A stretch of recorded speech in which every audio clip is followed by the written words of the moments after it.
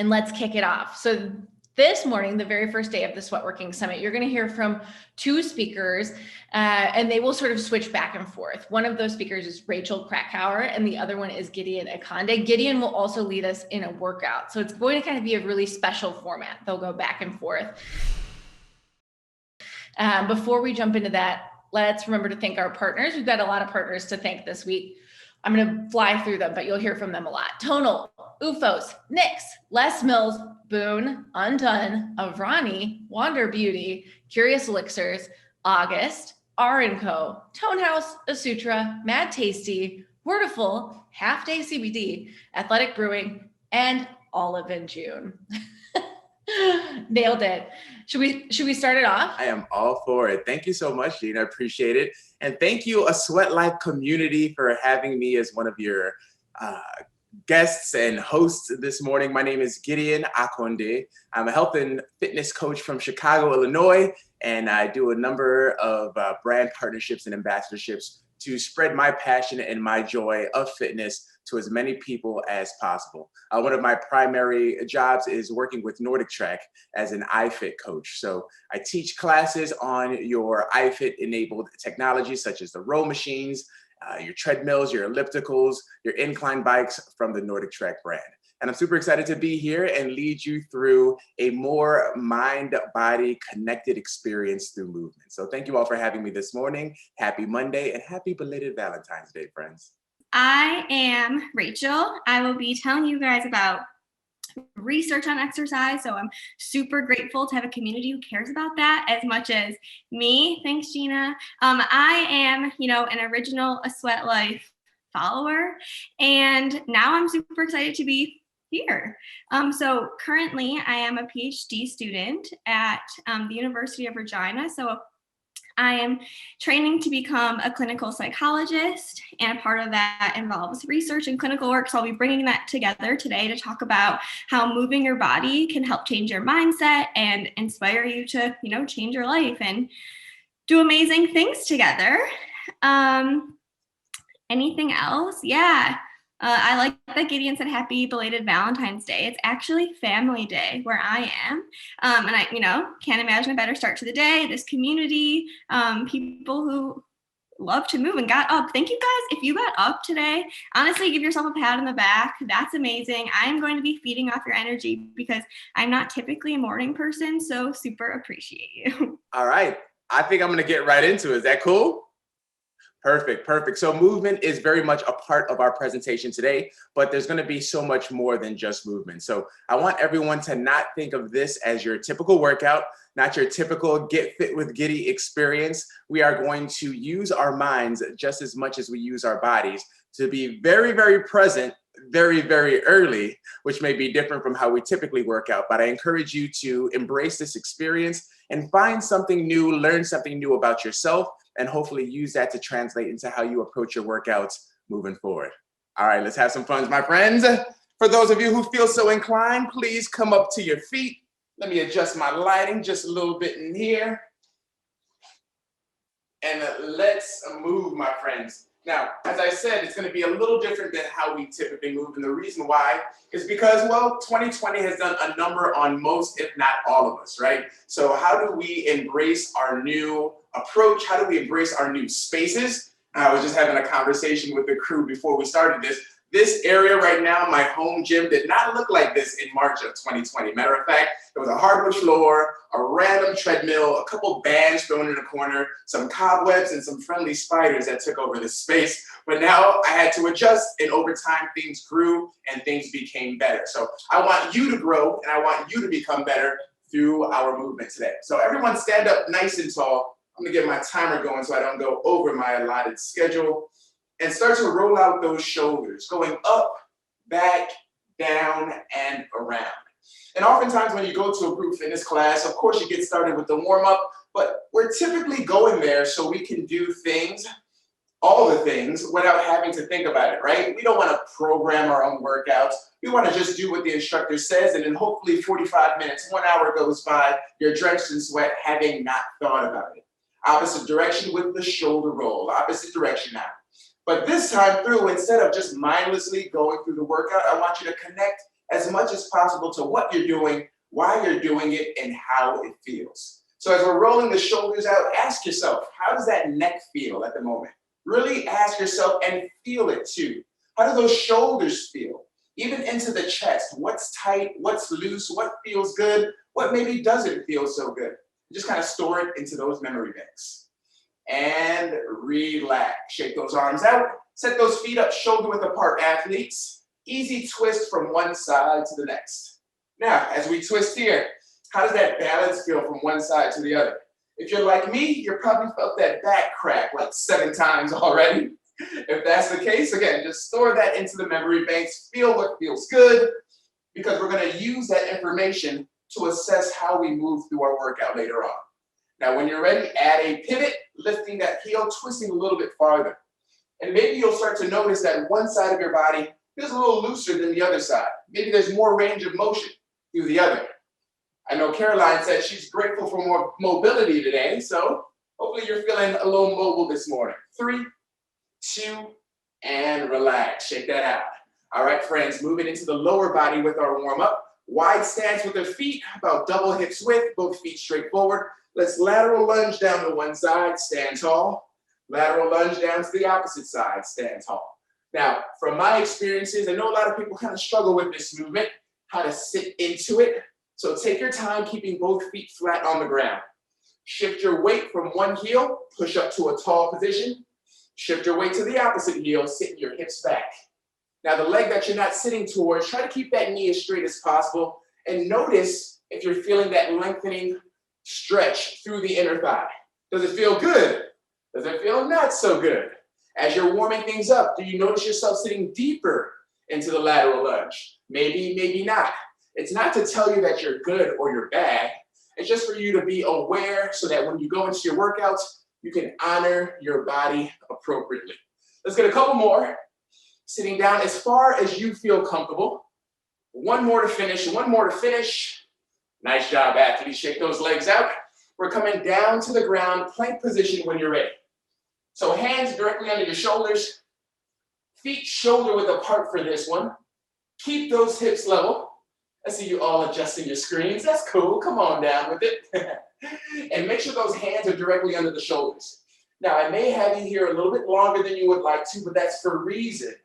I want you to feel yourself ground down, straight through those arms, creating them as the columns you need to support you. And as you hold here with the hands under your shoulders and shoulder width apart, draw those abs in. I want you to feel that tension that you're creating. Not the tension that the position creates, the tension that you create here. As you push away from the ground, keeping the arms straight, you feel those triceps firing up? Yeah, make that happen. And then also lengthen those legs a little bit long. I want you to feel activation through your quads because you're straightening your legs. Now repeat that process. How do my arms feel? Triceps. How do my abs feel? Make that tension happen. How do those legs feel? Extend straight out and continue to go through that upper body, midsection, lower body cycle to make sure everything stays activated. You recover in 4, hold on. 3, 2, 1, and relax. Don't go far, don't go far. So what we did just there, I told you to hold the plank. Oftentimes we go through our to-do list. We go through what we have to shop for. We have what we need to clean up in the house, right? But not too often do we pay attention to the body as it goes through what it goes through. All right, we'll be coming back to a plank position when you're ready. From here, back to that activation of the entire body. Spider lunge, left leg steps up, outside of the left pinky. Rotate up with the left hand, back to plank. Right foot steps up, outside of the right pinky. Rotate the hand to the sky, back to plank. Take your time with this, friends. Remember, this is a great one for the hips here. And if you're like me, you may not have the best hips in the world. Well, that's okay. We work on things to get better at them, don't we? But as we get better at them, we have to understand what's not where it needs to be so we can address it and hopefully get it closer to where we want it to be. So feel where the tightness is. For some of us, the tightness is directly in the hips. For some of us, the tightness is in the hamstrings as we go through here, or into the quads. Or maybe we don't have that range of motion that we're looking for in our rotation through the spine. So pay attention to what feels good. Pay attention to what doesn't feel so good. Because you only can get better if you understand where your strengths and where your limits are. Let's get one more on both sides, even it out. When you're ready, come back to that plank and hold it there for 5, 4, 3, 2, and relax. Nice job, athletes. Back onto your feet. I want you to start to bounce it out. So again, ask yourself that question. How are we feeling? What's good? What's not so good? I want to ask you right now, how does your body feel overall? Do you feel like you're actually warming up? Maybe this is much slower of a pace than you're used to, or maybe this is exactly what you need for your Monday morning. Regardless, the more information you take in, the more you can use that information to improve and to be better. All right, y'all, we're going into skaters next. I'm not looking for you to jump from Wabash to Michigan Avenue. I'm looking for you to find your range of motion, whatever that means to you, and control the movement. You control your movement, you control everything. Here we go. From one side to the next, you push through the outside leg and you land softly. Right now, we're trying to get that heart rate up a little bit. We're breathing through this. And of course, we're feeling how much balance and control we have through this movement. Oftentimes, if you're in a fitness class, people are going a million miles an hour, right? But you can't control anything. When you slow it down, not only are you going to get that heart rate up, but you're also going to teach those muscles to accelerate and decelerate with control. And that's the name of the game for any athlete, including yourself. You have 5, 4, 3, 2, 1, and bounce it out, bounce it out. Nice job, y'all, nice job. We're going to continue to get that heart rate up, moving into jumping jacks. Now with your jumping jacks, we're not just going to flail through them. I think you're kind of getting the idea now. We're going to feel what we feel, specifically through those shoulders. So when I ask you to go, think of really getting those hands high, bringing them almost to touch up top. 3, 2, 1, and JJs. Let's go. Hands up, nice and tall with it. I hope you're breathing. If you don't breathe, bad things happen, y'all. Breathe, breathe, breathe. And again, feel the shoulders up top. And feel yourself landing softly on the balls of your feet. So try not to come flat-footed here and see how those calf muscles start to respond to this. Maybe they get a little angry, and then you can slow it down, taking the impact out. Maybe they feel springy, like Tigger, and you keep on bouncing. You have 5, 4, 3, 2, 1, and recover. Nice job. From here, left arm across your chest, underhook your right. And as we let that heart rate come down a little bit, I want you to start to think of what you want out of today's session. Not only with myself in the movement, but with Rachel in her studies. All of this information is going to be great for you. So why did you show up today? Switch arms. What do you want to get out of our time together, and how will you stay present throughout the entire presentation to make sure that you get exactly what you came for? Switch arms again. Hug it in tight, shoulder stays low. Feel that stretch, embrace that stretch through the backside of your shoulders. Maintain that deep breathing. Acknowledge yourself if you're still breathing heavy. That's good, that means you're alive. Acknowledge yourself if you're sweating a little bit. That's good, that means you're alive. Your body is functioning properly. Switch those arms. And remember, when you have an intention, whatever you want to get out of that workout, it's not just yoga, right? Intention is good for, hey, this is a high intensity interval training workout, but I just want to move my body today. So even though the room and the atmosphere is heightened to 10, I'm going to keep things around a 6 or a 7. It allows you to stay within the range that's appropriate for you to accomplish your tasks and relax. All right, let's finish off our warm up before we switch things for Rachel with 3 deep inhales, raising our hands above head. Breathe it in. Breathe it out. Inhale again. Exhale. One more time, friends. And let that go. And you are officially warm. Way to get things started. Rachel, are you? Okay, wow. Thank you, Gideon. I'm feeling warm. I'm feeling energized and having fun. Here we go. So we've already done some introductions. I'm just going to quickly have my contact information here. If you want to discuss all things exercise and research, if you want me to dissect the latest paper cited in the New York Times, I know they love to cite this kind of research, and sometimes, maybe don't get it exactly how I understood it. So definitely hit me up.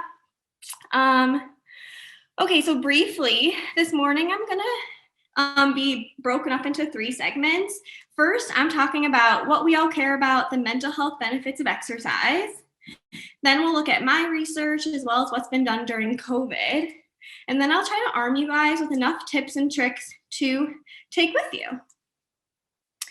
So I know it's early, I'm not here to keep secrets. So let's start with the main points, and hopefully you guys will gather enough evidence to feel confident about these.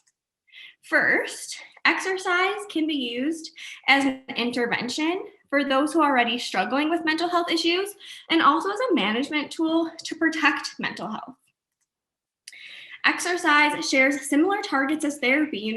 Gideon started us with a body scan. That's something that maybe I would do in a session.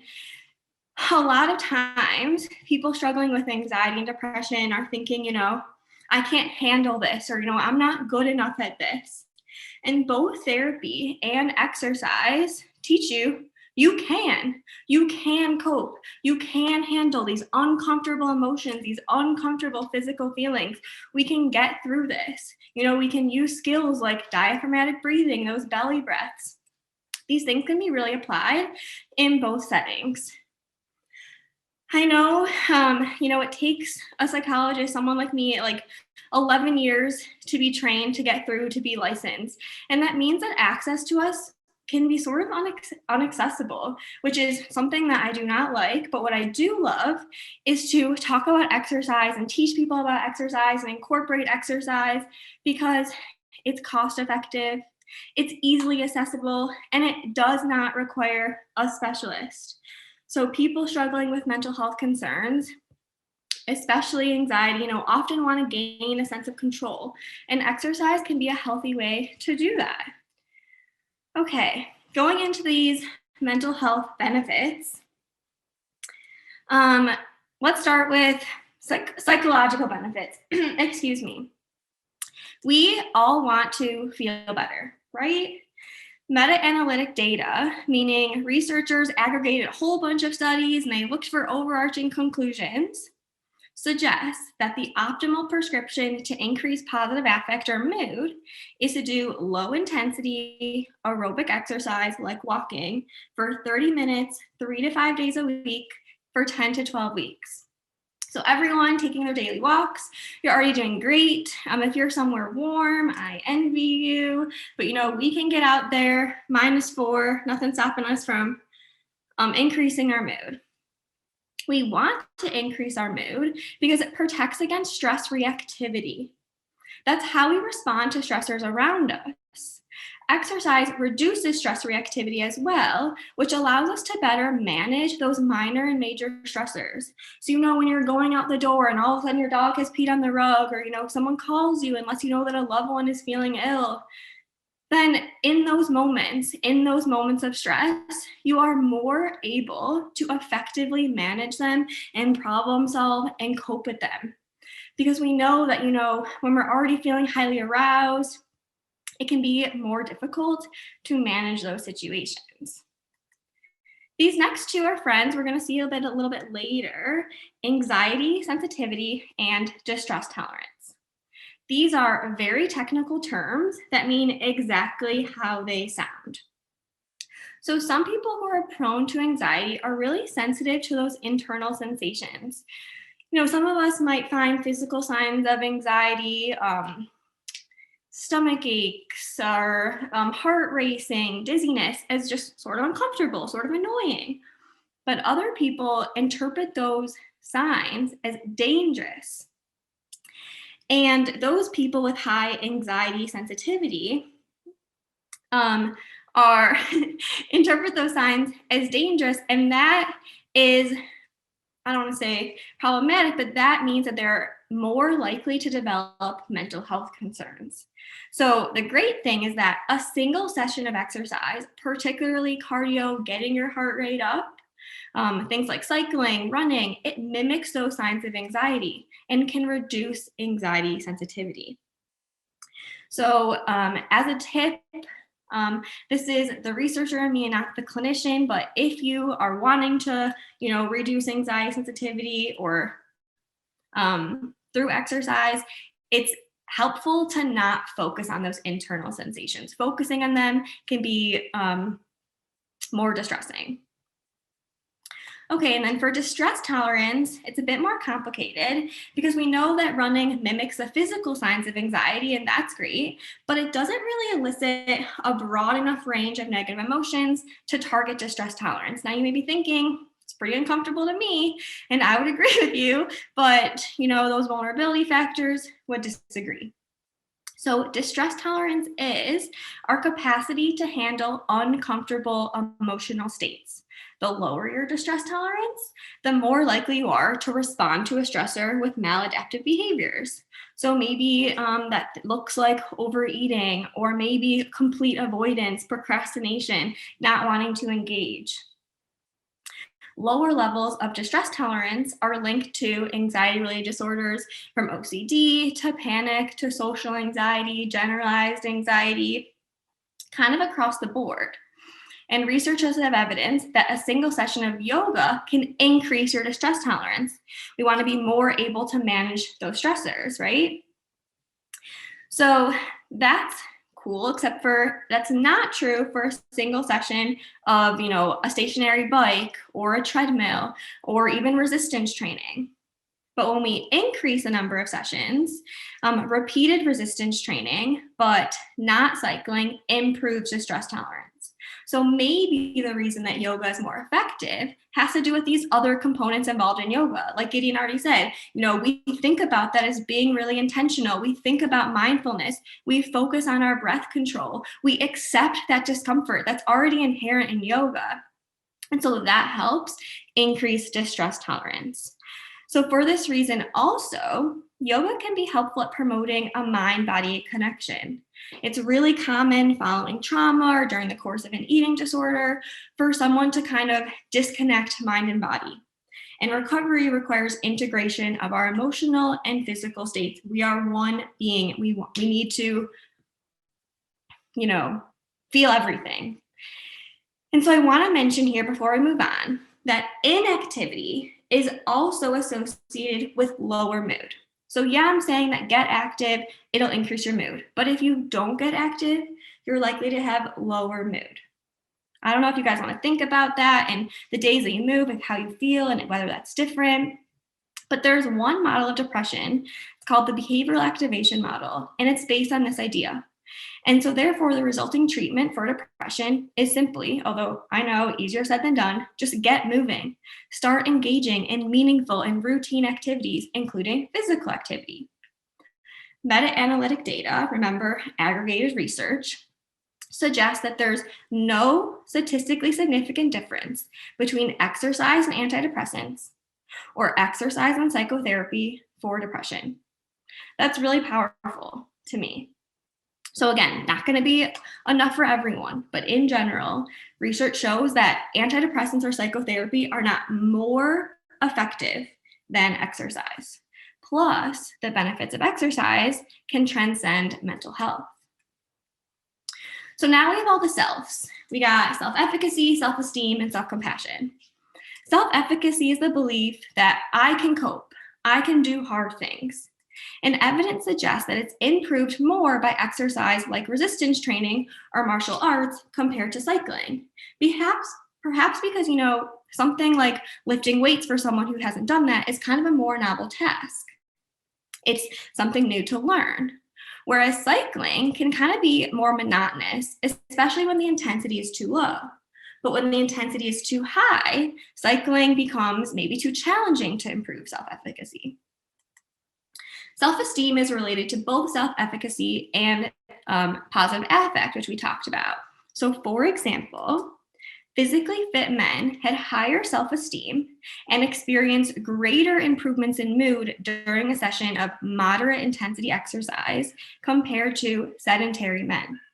So that tells us that if you're already active, then the benefits are going to be, greater for you doing this. But that also highlights a barrier that exercise interventions for individuals struggling with anxiety and depression might be more difficult for people to engage in, because we know that when someone is struggling with mental health concerns, they're likely to be more sedentary than the general population, and getting them to just start moving could be really difficult. And then lastly, self-compassion, we're going to come back to after the workout. But I just want to introduce it to you. It goes beyond self-esteem.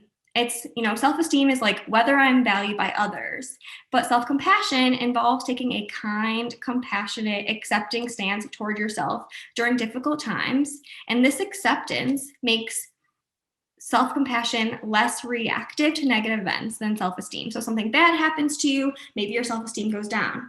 But if you have high self-compassion, then when something bad happens to you, you say, okay, maybe I should be coping better right now. I should be able to work from home more productively. I should be able to have my kids home and parent better, right? And if you say that, this is the situation I'm in, I'm going to give myself grace, then it's can help you better. And so starting now and continuing, because I know Gideon's already brought this up, I just want you to notice how you talk to yourself during this workout, whether you're noticing others, what kind of thoughts you're having about that, why did you show up today? And don't evaluate them. I like Gideon said, just hold it for later and think about it. Just take inventory. And then this is my last slide. I know we have all heard about exercise for physical reasons being helpful. And I just want to talk about some of the physical changes that exercise elicits that help shift our mindsets. So on a neurobiological level, big word, I know you guys can handle it, thinking about the brain here. Exercise improves brain-derived neurotrophic factor, BDNF, which is important for healthy functioning, as evidenced by people diagnosed with anxiety and depression have lower levels, and BDNF levels increase with antidepressants. So like most of our other points, these benefits will be more pronounced for people who have lower levels to begin with because they have more places to grow. And I think, if my memory served me correctly, that BDNF is also implicated in learning. And so, if someone's ever told you, go on the treadmill or while you study, or, exercise before you sit down to learn something, that can be helpful not only because you're giving more oxygen to your brain, but you're also increasing your BDNF, which will help you consolidate those things. So fun fact. Okay, next we're talking about cortisol, which you might be familiar with, the stress hormone released to help you deal with a stressor. So the issue is that chronic stressors and prolonged cortisol secretion can have serious negative effects on our bodies, because our bodies kind of struggle to maintain that heightened state. But less vigorous exercise like yoga can reduce cortisol secretion, and repeated moderate intensity aerobic exercise can blunt cortisol secretion by decreasing serotonin. So different mechanisms, both decreasing cortisol, which is really helpful. And I think this stuff is really interesting because the research on cortisol shows that chronic exercise, like repeated exercise, like chronic stress, increases cortisol. But one difference, explaining why, we don't say that chronic exercise is bad for you per se, is because, exercise also, unlike chronic stress, increases your dopamine. And so that might be why exercise has anxiolytic effects, because dopamine is essential for active coping, using, getting involved at prefrontal cortex and having those antidepressant-like effects.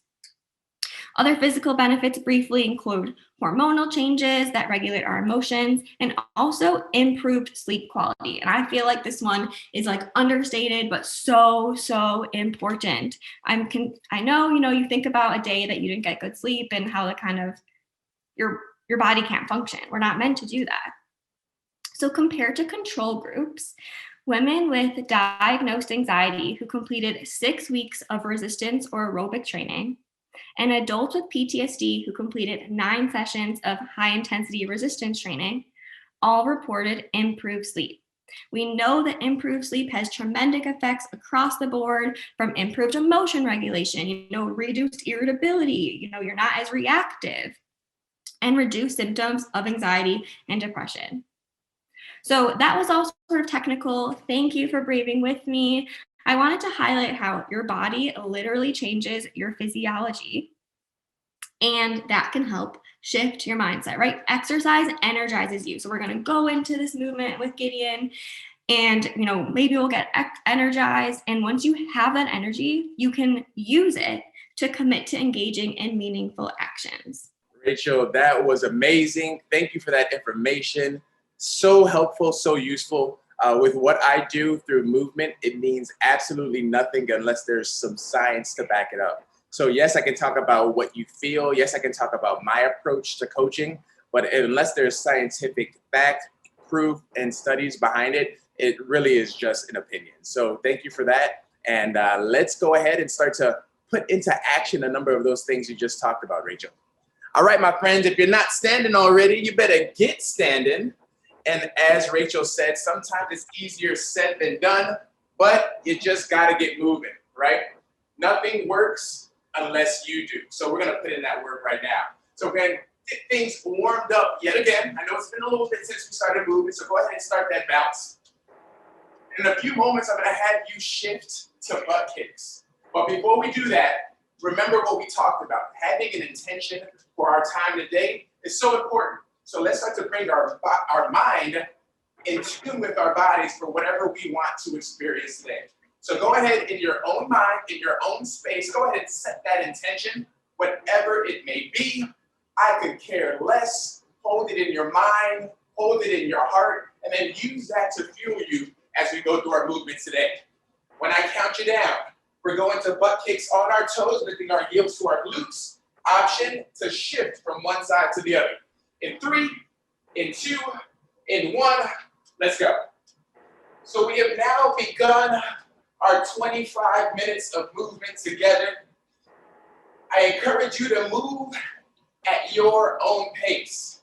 Some of you have your screens on, some of you don't. That's cool. It doesn't matter, because oftentimes we allow ourselves to be influenced by what we see next to us. I challenge you to leave whoever may be in the room, next to you, or on screen, and do what's right for you. In a few moments, we come right back to that bounce. In 3, 2, 1, and bounce it out. How'd that feel? Maybe that was longer of a butt kick session than you cared for. Maybe things felt good as you were waking it up. Maybe you're just not quite there yet. Again, acknowledge where you are so that we can continue to go towards where we want to be.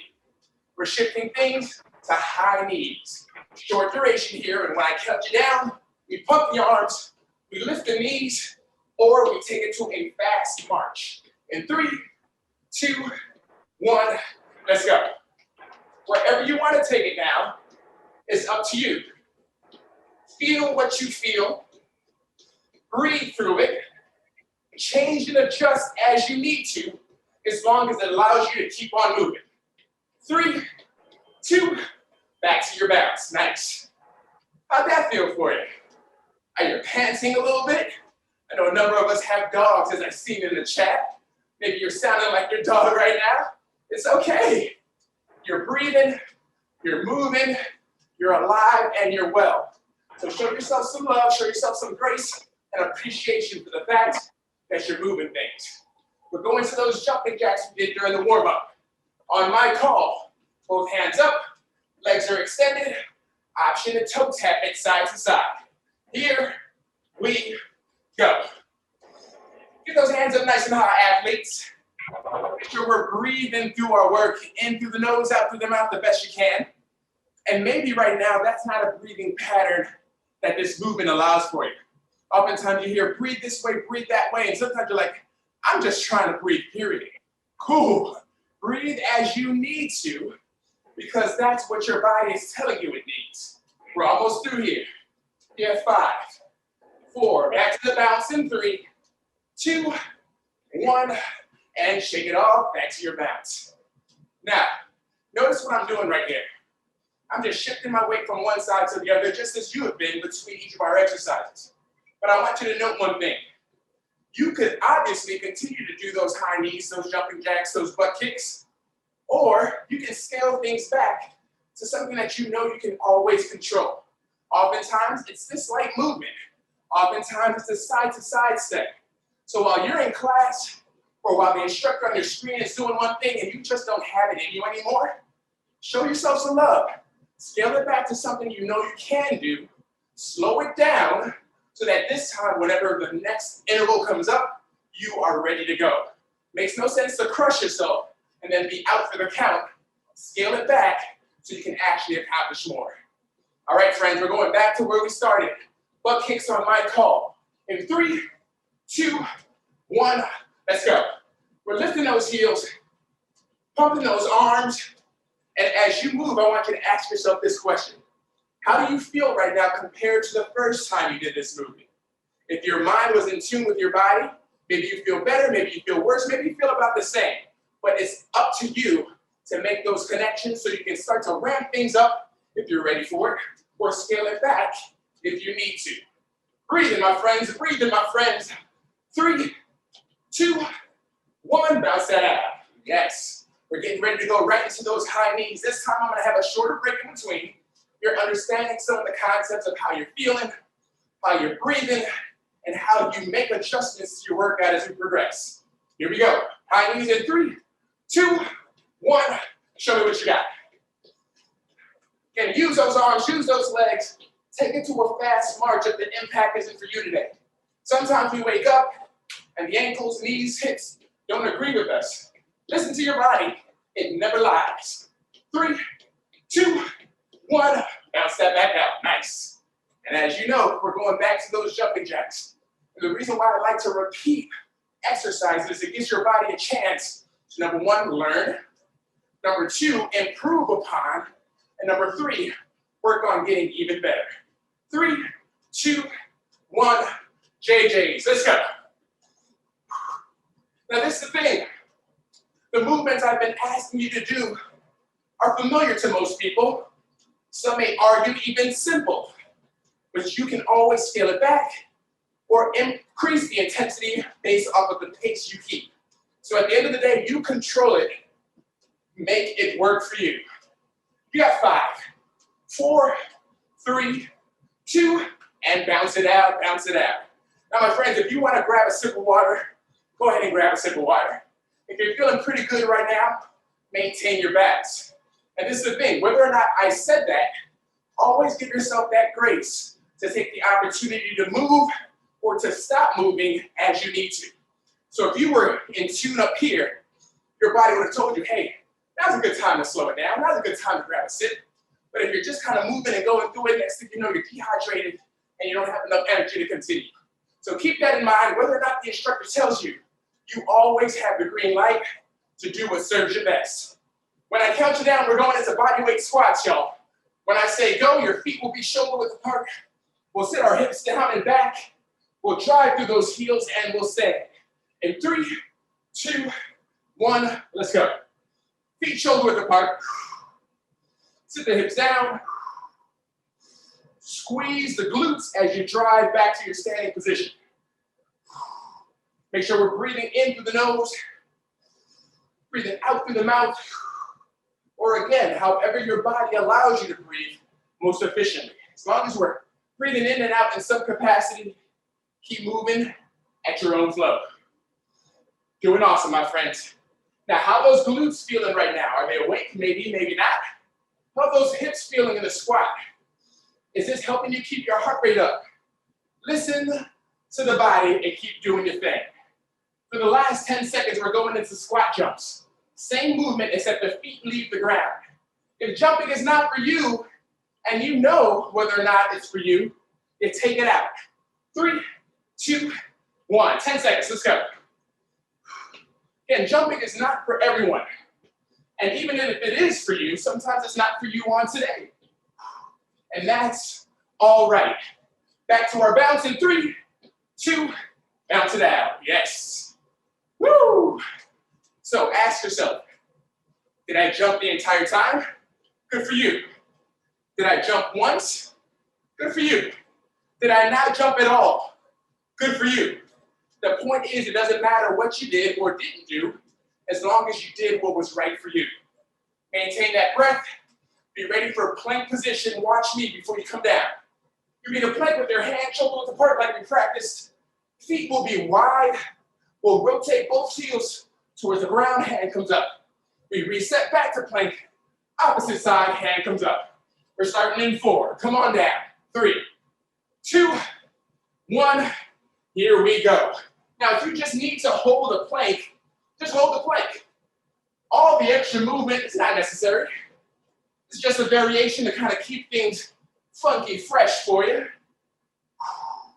But at the end of the day, as you're moving through this rotation, and your shoulder just tells you, today's not the day for this, or maybe that heart rate's a little bit too high and you want to control things, then you just hold your plank. And then you also have the option to do what? Stop if you need to. Putting your knees down, catching your breath, and then when you're ready, coming right back to it, are A-okay. Remember, rotate the heels to the ground, my friends. I want those heels to touch the ground. This way you know you're getting full rotation. How are those shoulders feeling right now? How are those hips feeling right now? A few more seconds and then we're flipping over onto our back. In 5, 4, keep moving. 3, 2, 1, and flip it over onto the back. Nice job. All right, we got some crunch action here. First, feet flat on the ground, knees back, fingertips behind the head. Breathe out. Crunch the shoulders, chin, and chest towards the ceiling. Going in 3, 2, 1, and go get it.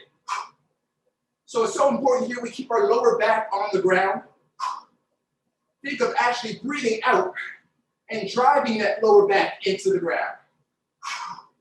Remember, I don't want you coming up towards your thighs. Instead, think of coming up towards the ceiling and feeling those abs engage. For those who want more of a challenge, bring your feet off of the ground, bent at 90 degrees. For those of you who want more of a challenge than that, legs straight into the air, and still crunch up all the same. Now this is the whole key. You're choosing the variation that's right for you.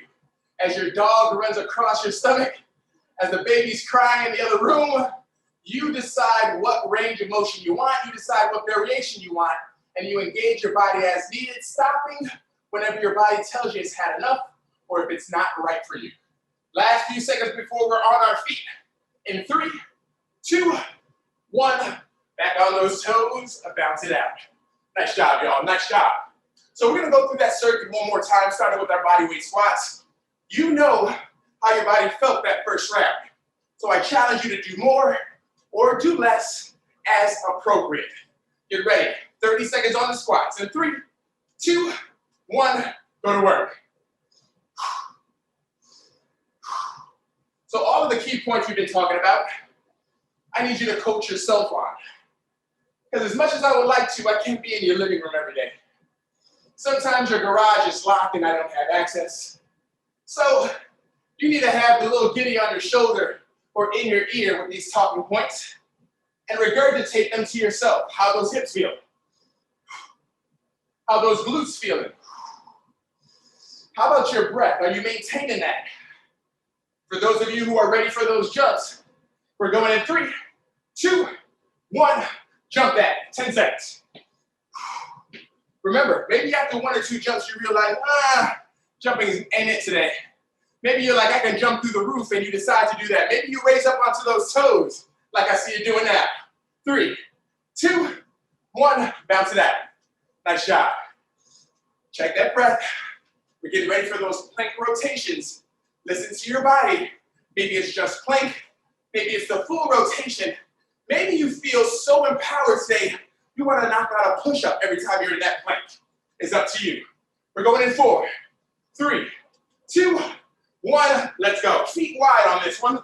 Rotate heels to the ground, hand over the shoulder. Back to push-up or plank. Rotate opposite side. Heels to the ground, hand above shoulder, rotate to plank or push-up. Now breathe through this, y'all. Breathe through it.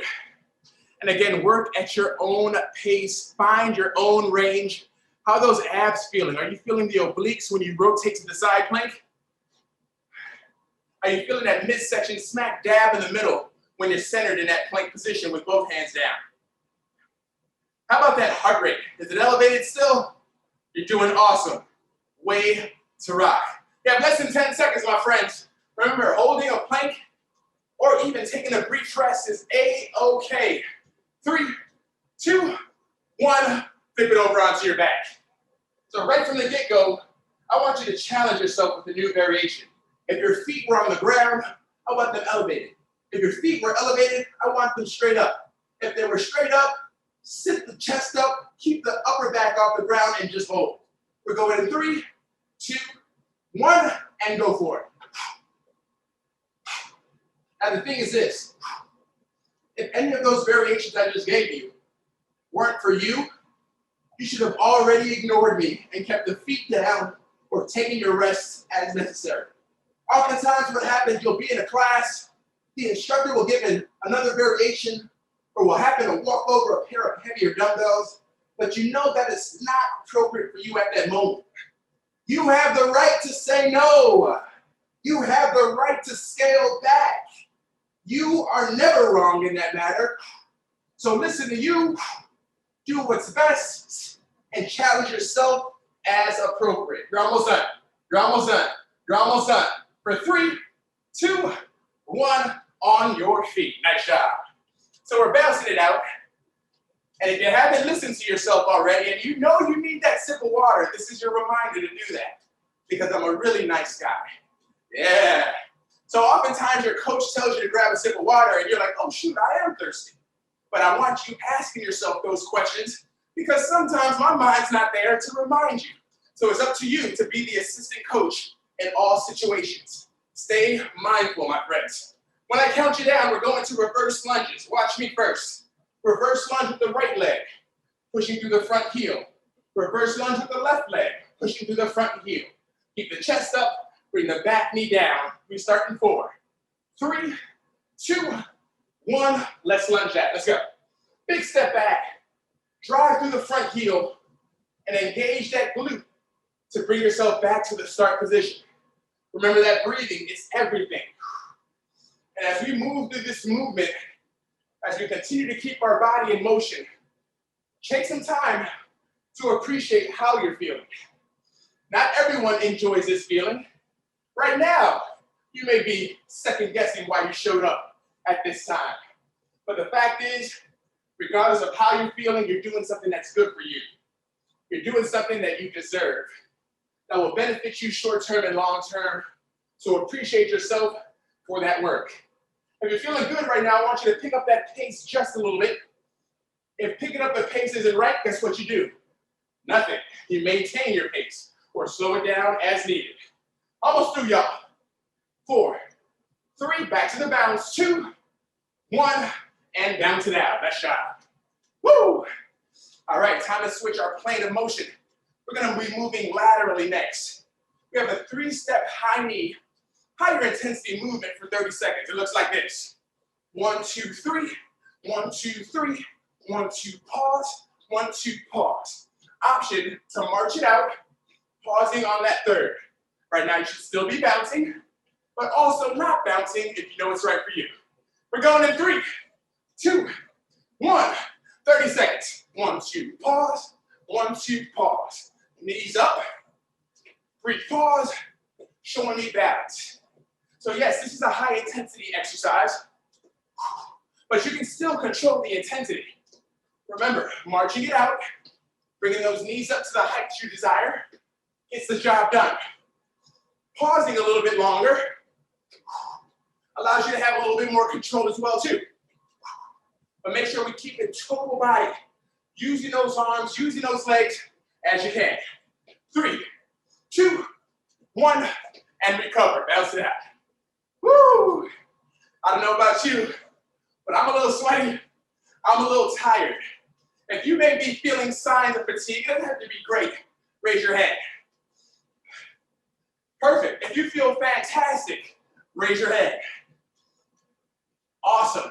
Now that you know how you feel, you decide whether or not you step it up to meet the energy thresholds and the demands that you're going for, or scale it back so that you can complete the workout with the level of intensity that you started with. Remember, we use this information to assess, to reassess, adjust, and readjust. All right, when I ask you, we're coming down onto our back.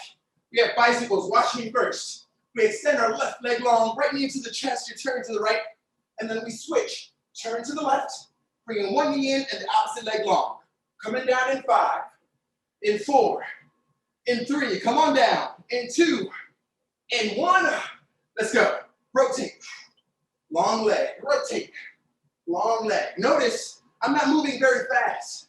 When it comes to the mind-body connection, oftentimes you get so much more accomplished when you minimize how fast you're going, you control your pace, and you allow yourself to feel the movement, to feel what's contracting, what's lengthening, how tough or how easy it is. So again, you can make those adjustments and readjustments. Keep breathing, y'all. You're doing great. You are doing great. Remember, slow it down or stop completely if you need to, but do what's right for you.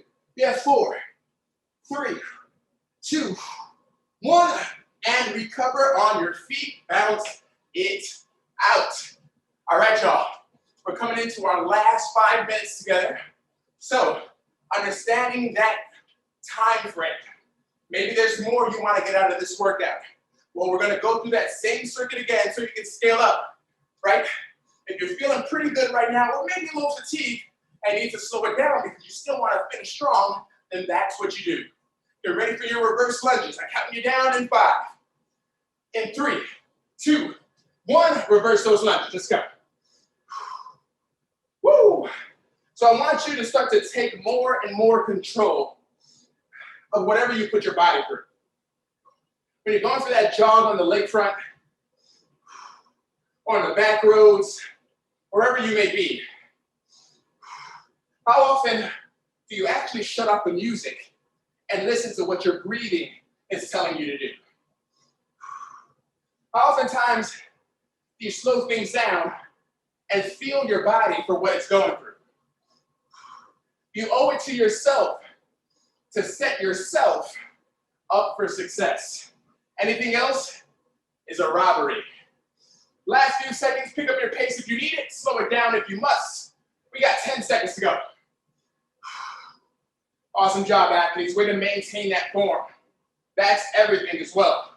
3, 2, bounce it out. 1, recover. Nice shot. Woo! 2 more movements to go. You know what they are. So whatever you struggled with the first time, maybe we work a little bit harder on that form, on that technique, and those progressions to set ourselves up for success. We have our 3-step high knees. As a reminder, once you pause, use those arms. Get ready, get set. Let's go, let's go, let's go.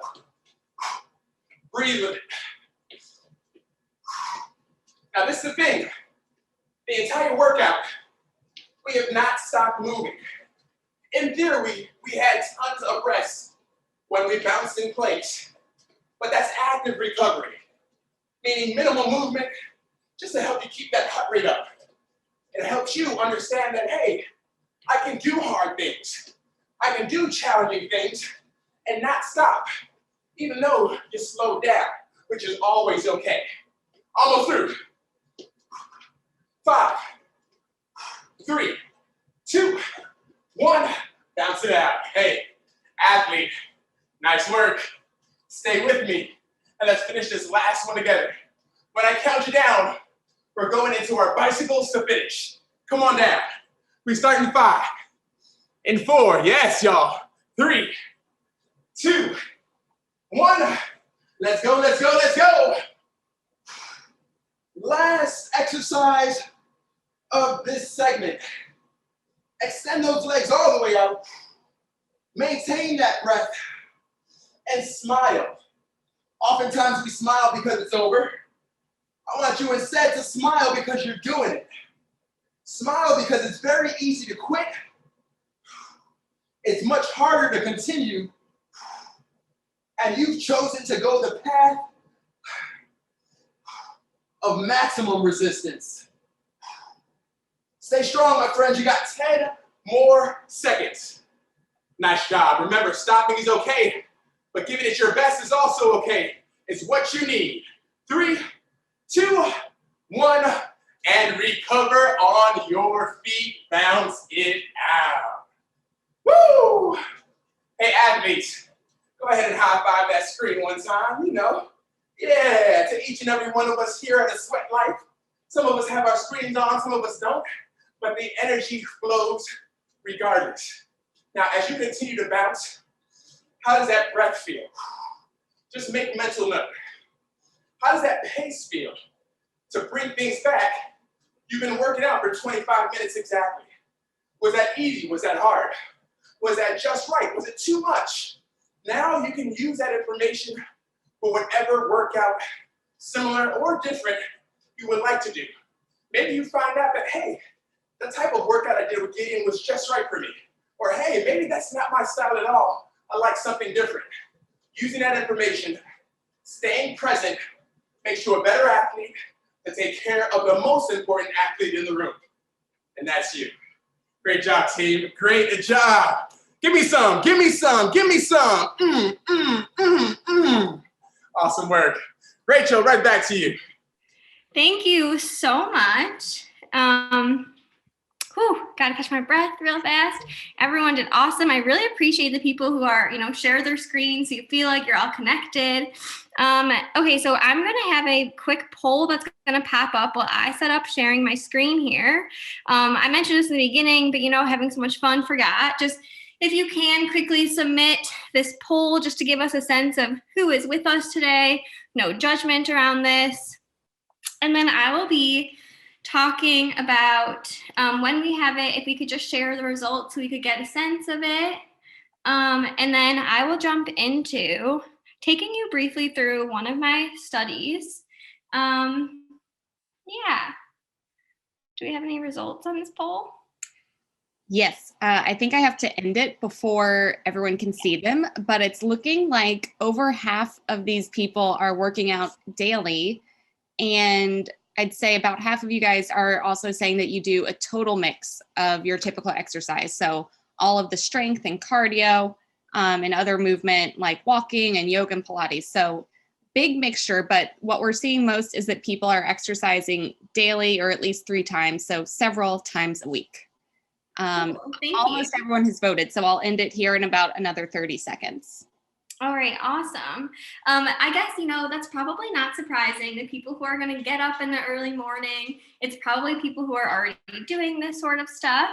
But that is just helpful knowing kind of what people are into. The diathesis stress model of mental disorders suggests that stressors interact with vulnerabilities to transform a predisposition into a pathological state. My computer is being a bit jumpy over here. So what we see is that higher levels of psychological vulnerability factors indicate a higher risk for developing a mental health disorder, to getting that diagnosis. So we can't, control what stressors are out there, but what if we could modify our vulnerabilities, those predispositional traits? Could that be effective to prevent and treat anxiety? So prior to this randomized controlled trial, preventive interventions had not been tested like this. So the label vulnerability factor means that there is, zooming on over here, sorry about that, guys, means that there's experimental and longitudinal evidence that supports a causal relation between this construct, like anxiety sensitivity, and symptom development. So these vulnerability factors for the development of anxiety also become maintenance factors for those distressing symptoms. So you're more likely to then have a disorder and then keep experiencing those symptoms. Like I mentioned, people who experience higher levels of anxiety sensitivity are more likely to develop symptoms like panic, or maybe, even post-traumatic stress symptoms following a traumatic event like a campus shooting. The other one that I had mentioned was distress tolerance. In this case, remember, lower levels of distress tolerance are associated with increased risk. We want to be able to effectively cope with a stressor head on, rather than thinking, we can't handle that. And that accidentally reinforces anxiety and might make us more likely to engage in maladaptive behaviors. So I purposely chose these two examples because anxiety sensitivity is easily targeted by cardio. Remember, it mimics those physical signs of anxiety, but research evidences that cardio, running, cycling, does not elicit a broad enough variety of negative emotions to target distress tolerance. So I've told you that exercise has all these amazing benefits. Even after a single session, you can lower anxiety sensitivity. But what I haven't mentioned is that stressors, traumatic events, negative events can increase vulnerability factors that are not necessarily stable over time. So exercises reduces vulnerability. Stressful events increase them. But what happens if we put them together? Do they cancel each other out? Are you left back at baseline, not necessarily at increased risk? So I designed this randomized controlled trial to determine whether exercise prior to an analog stressor, something that, may be considered, I want to say traumatic. We can't ethically put people through a real trauma, but kind of mimic those symptoms, whether exercise prior to this analog stressor could prevent those increases in vulnerability factors compared to a placebo control group that did not exercise. So that looked like we had interested individuals complete screening measures and demographics.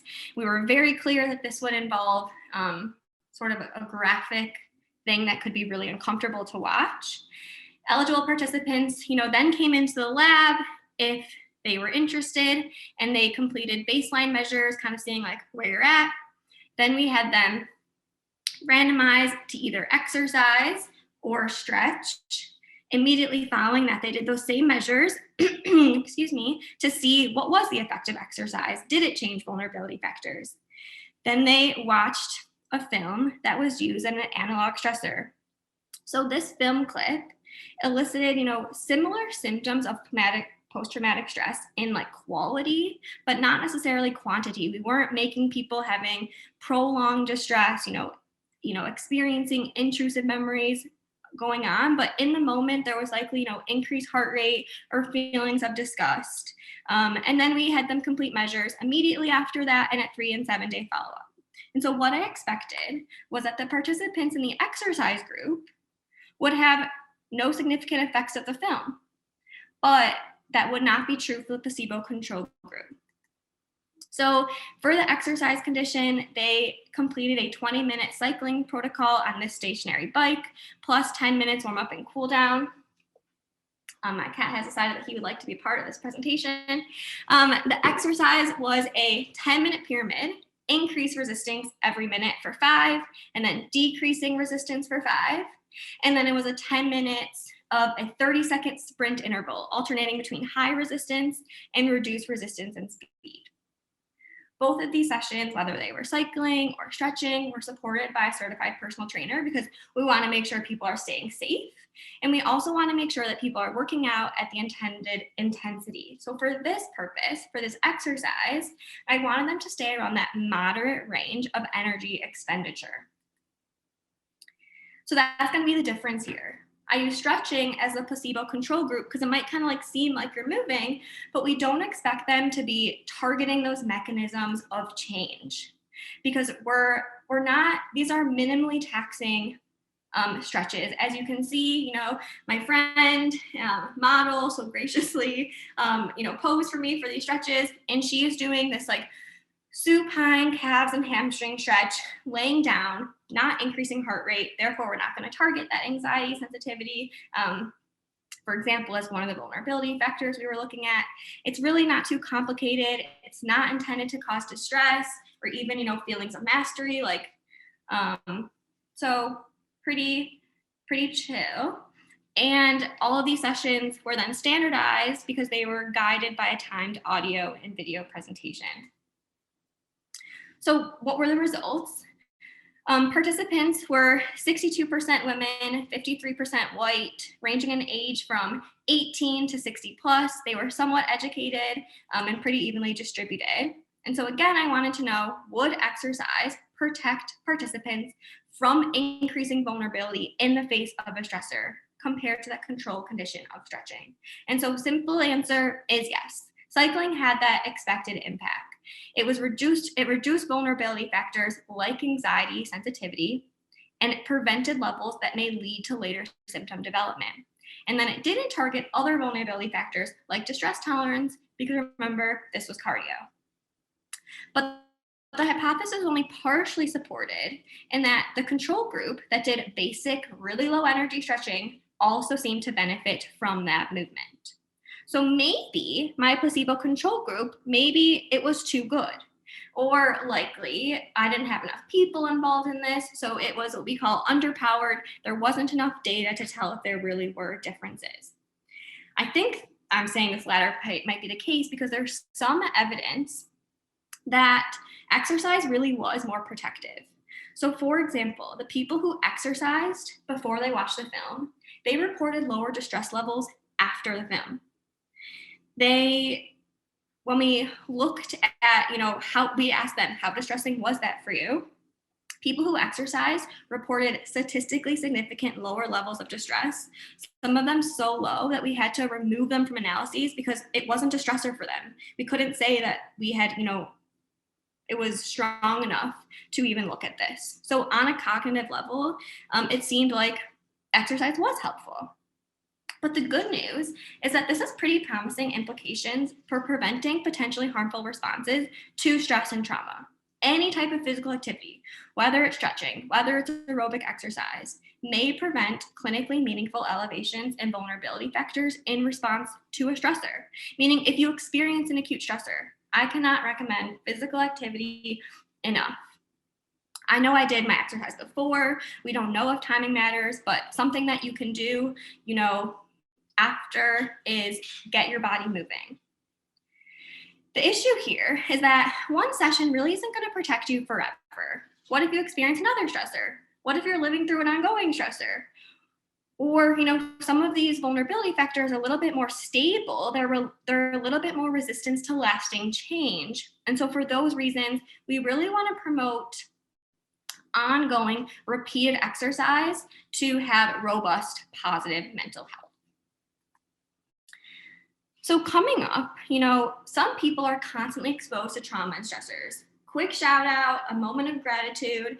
If you are working in healthcare right now, thank y'all so much. That previous study I talked about was motivated by this because there are so many people who experience stressors on a daily basis, like our first responders, those frontline workers, and we don't really know how to help them. We're still not that great at it. And so currently, I'm designing an intervention for frontline paramedics who we know are at increased risk for mental health concerns due to the nature of their work compared to the general population and compared to other first responders. And unlike those emergency counterparts, like, police and fire, those people are paid to exercise on the job, which may be one part of the picture in terms of why, paramedics report worse mental health than other public safety personnel because they are not paid to exercise. So that's what I want to look at. Can exercise improve their mental health compared to people who don't exercise? And that is it for that. Oh, actually, maybe really quickly, we can get through COVID research because we are currently living in an ongoing stressor. So what have researchers published during this global pandemic? Really briefly, the WHO, recommends regular exercise to maintain positive physical and emotional health during this pandemic. Half of you guys seem to be exercising. It seemed like almost every day. So that's awesome. It's not necessarily necessary as we see to do it that often, but can't go wrong.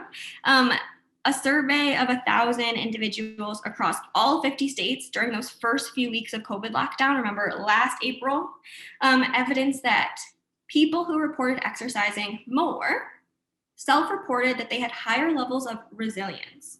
So this is important for two reasons. One, Resilience is our ability to cope in the face of adversity.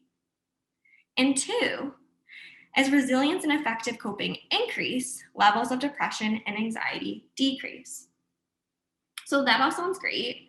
Some people might be asking, what is the recommendation? So exercise prescription, kind of giving that like dose response to people depending on what they need, it's really tricky. This research on exercise and mental health has been around for longer than I've been alive, and we still aren't good at this. So what I can tell you is that among Chinese university students, the optimal amount of exercise to alleviate negative emotions, think depression, anxiety, and stress during quarantine, was equal to about 108 minutes of light, 80 minutes of moderate, or 45 minutes of vigorous activity. Yes, very exciting. My cat's over here meowing at me. And I say, this is optimal because, too little or too much exercise can really have negative effects. And not negative effects, but the opposite effect in that it increases negative affect. So we definitely want to build a coping toolbox that includes a variety of coping skills, walks outside, I've heard, cooking, reading, talking with a friend, engaging in meaningful work. These can all be considered self-care. Thank you again, Rachel. I really appreciate that information. I wanted to add a couple of things too, just to put things in perspective. All of the information that Rachel presented is fantastic. And obviously we should listen to it and apply it the best way we possibly can, especially those stressors that are needed in order for our body to positively respond. But at the same time too, I've seen so many people fall down the wrong path of, all right, well, I'm supposed to do this because this is going to get me the best results. It's going to get me the fastest results, where oftentimes we just need to do whatever we're going to do more of. If you don't like lifting weights, and I tell you that lifting weights is the best thing in the world for you, all right, you'll be there for a week, maybe 2. And then next thing you know, we don't see you ever again, right? But if you love dancing, if you love going for walks, hiking, maybe you love swimming, maybe tennis is your thing, whatever that happens to be, use that as your starting point. Use that as your launching board. And then if you want to delve into other places and try things that work, maybe don't work, fine tune the experience for yourself, then that's going to lead you down the path of success. So there was a lot of information to take in, a lot of great information that we should obviously use, but oftentimes we need to start on a very, very, very simple measure, and it's just start somewhere. So I encourage you all to try, to experience, to like and love, but also to hate and never come back to things, because that's when you can really understand who you are and what you respond best to get you the results that you're looking for. All right, let's stretch a little bit, my friends. Gina, how much time do I have? I know we are running a little tight. I want to respect everyone's time. I think, we have 13 minutes until this is supposed to end. You want to do 10? Okay, yeah, I can even do less than that, like 5-7 minute stretch. Cool. Nice. All right, friends, let's move our bodies a little bit more. Don't worry, I'm not going to make you do high knees or any of those things. We've done that already. But we're going to talk about a couple of more concepts together while stretching things out. All right, so find your space wherever that may be. Let's come down to a half kneeling position. Adjust my lighting real quick. All right, cool. So come down to a half kneeling position, one leg in front of the other. Nice and tall with it. I don't know about you, but if you sit all day, those hips get very tight very fast. So when you're comfortable, step that front leg out just a little bit, wherever your range is, and now drive those hips forward for a deeper stretch. And of course, we maintain our breath as we do. Now, I know it's been a little bit of time since we actually gone through our workout, but start to feel what's tighter, what's looser, start to reflect back on what we did. And use that, again, to store into the memory banks, to see how your body has responded to it. So we know that, hey, maybe we do more or less of that. Because oftentimes what happens is you're in the middle of the workout, everything feels great. You can go 100 miles an hour, you can do it all day long. But when you stop, and then maybe an hour later, things start tightening up that we didn't hope to experience or expect to experience. So it's very good to assess and reassess in the beginning, during your warm-up, during the actual exercise, but certainly afterwards as well. Go ahead and relax. Bring both knees side by side. We step forward with the opposite leg and push those hips forward. And oftentimes we think stretching is great for us after a workout, and obviously it is, but you can do it at any point in the day, right? Right? Especially when we're having these Zoom meetings and you're sitting down all day. If you don't have access to a standing desk or a standing workspace, well, oftentimes this will help you break things up, get your muscles and your tendons back to their normal length, and of course, just appreciate your body a little bit more.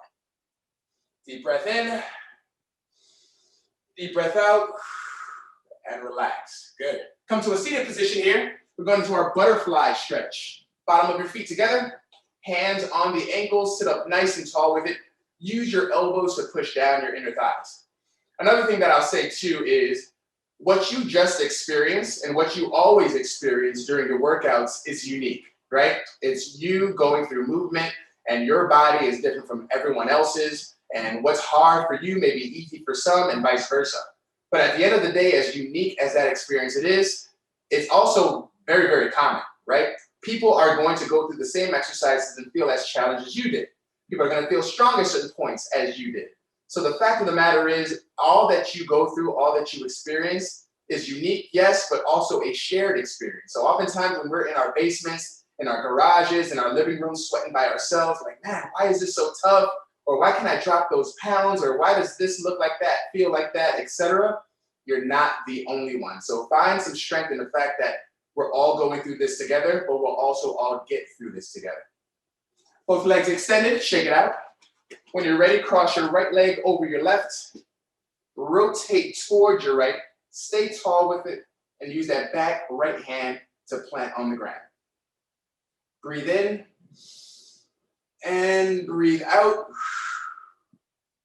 And relax. Extend both legs straight out. Shake it out, shake it out, shake it out.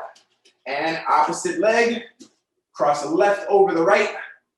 Rotate it over. Stay tall with it. So my friends, we certainly hope that you enjoyed some of the application, but of course, the knowledge that was presented today, but it's all up to you to use it. So just like we talked about the workout, you have to use the information that you learned, the repetition that we went through to figure out what our body would best respond to, but also the information we now know and how we can apply it to our everyday workout experiences to become better. And relax, extend both legs straight out. Good, when you're ready, flip over to a plank position. We're not gonna be here very long. Step your left foot outside of the left pinky, drop the hips, allow that stretch to the back leg. If you want, place that back leg, the knee that is, on the ground. If you want a deeper stretch, keep it elevated and allow those hips to sink. Find that breath in, find that breath out.